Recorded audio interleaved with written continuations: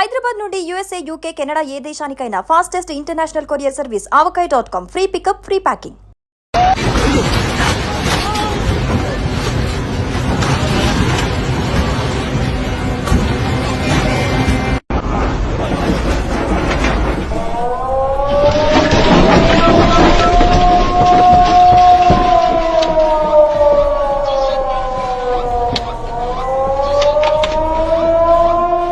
Japan ప్రపంచంలో ఎక్కువగా భూకంపాలు, సునామీలు సంభవించే ప్రాంతం.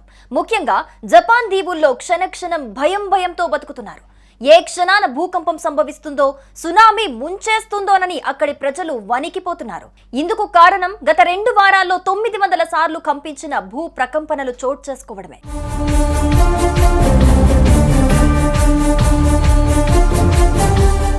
దక్షిణ జపాన్లోని టోకరా దీవుల సమీప ప్రాంతాల్లో ఈ ప్రకంపనలు తీవ్రమైన ఆందోళన గురిచేశాయి.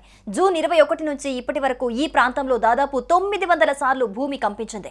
కొన్నిసార్లు ఇవి తేలికపాటి ప్రకంపనలుగా ఉన్నా కొన్ని భూకంపాలు తీవ్రంగా ఉండటంతో ప్రజల్లో తీవ్రంగా భయాందోళనలు వ్యక్తమవుతున్నాయి.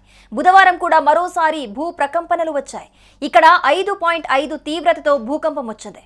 ప్రభుత్వం, స్థానిక విపత్తు నిర్వహణ విభాగాలు ఈ ఘటనలను నిరంతరం పరిశీలిస్తున్నాయని పేర్కొన్నాయి.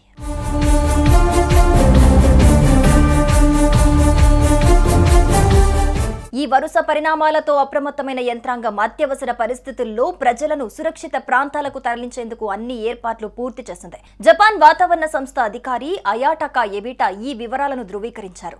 జూన్ 23న ఒక్కరోజే అత్యధికంగా 183 సార్లు ప్రకంపనలు నమోదయ్యాయని అధికారులు తెలిపారు. నిరంతరం భూమి కదులుతున్నట్లే అనిపిస్తోంది, ఏం జరుగుతుందోనని భయంగా ఉంది అని ఒక స్థానికుడు ఆవేదన వ్యక్తం చేశారు. టోకరా దీవుల్లో జనాభా తక్కువగా ఉండటం ఒక్కటే ఊరటనిచ్చే అంశం. ఇక్కడ మొత్తం 12 దీవులుండగా 7 మాత్రమే సుమారు 700 మంది ప్రజలు నివసిస్తున్నారు.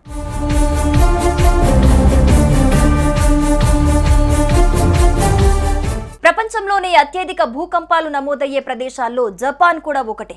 పసిఫిక్ రింగ్ ఆఫ్ ఫైర్ అనే ప్రదేశంలోని ప్రధాన భూఫలకాలపై ఈ దేశం ఉంది. ఇక్కడ ఏడాదికి 1500 వరకు ప్రకంపనలు నమోదవుతుంటాయి. ఈ వారం అక్కడి ప్రభుత్వం ఓ భారీ భూకంపాన్ని ఎదుర్కొనేందుకు సిద్ధపడాల్సిన అవసరం ఉందని వెల్లడించింది. గతేడాది ఇదే దీవుల్లో 346 సార్లు భూమి కంపించింది. అధికారులు ఈ ప్రకంపనల శ్రేణిని తీవ్రంగా పరిగణిస్తూ పరిణామాలను గమనిస్తున్నారు. భారీ భూకంపాలు సంభవించవచ్చన్న హెచ్చరికల నేపథ్యంలో ప్రజలకు ముందు జాగ్రత్త చర్యలు తీసుకోవాలని సూచిస్తున్నారు. అవసరమైనప్పుడు తక్షణ సహాయం అందించేందుకు ఎమర్జెన్సీ సర్వీసులు ఏర్పాటు చేశారు.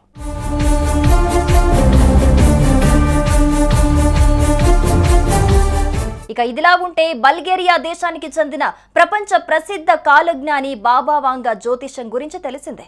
గతంలో చెప్పినవి అక్షరాల నిజమవటంతో అంతా ఆమెను జపనీస్ బాబా వాంగా అని పిలుస్తున్నారు. కరోనా గురించి కూడా ఈమె ముందే చెప్పారు. అప్పటి నుంచి తత్సుకి పేరు మారుమోగిపోయింది. జూలై 5న సునామీ వస్తుందని కూడా ఆమె తన పుస్తకంలో 20 ఏళ్ల క్రితం పేర్కొన్నారు. ఇప్పుడు టైం దగ్గర పడటంతో ఇది మరోసారి ట్రెండ్ అవుతోంది. జపాన్, ఫిలిప్పీన్స్ నడుమ సముద్ర గర్భం బద్దలై భారీ భవనాలను దాటి రాకాసి అలలు ఎగసిపడనున్నాయని ఆమె పుస్తకంలో రాసుకొచ్చారు. దీంతో ఇది కూడా నిజమవుతుందా అనే భయాందోళనలో ఉన్నారంతా. అయితే 2025 తర్వాత అంచనాలు వేయటం పూర్తిగా మానేశారు. తన దృష్టి ఆకస్మికంగా ముగిసిందని ఆమె చెప్పారు.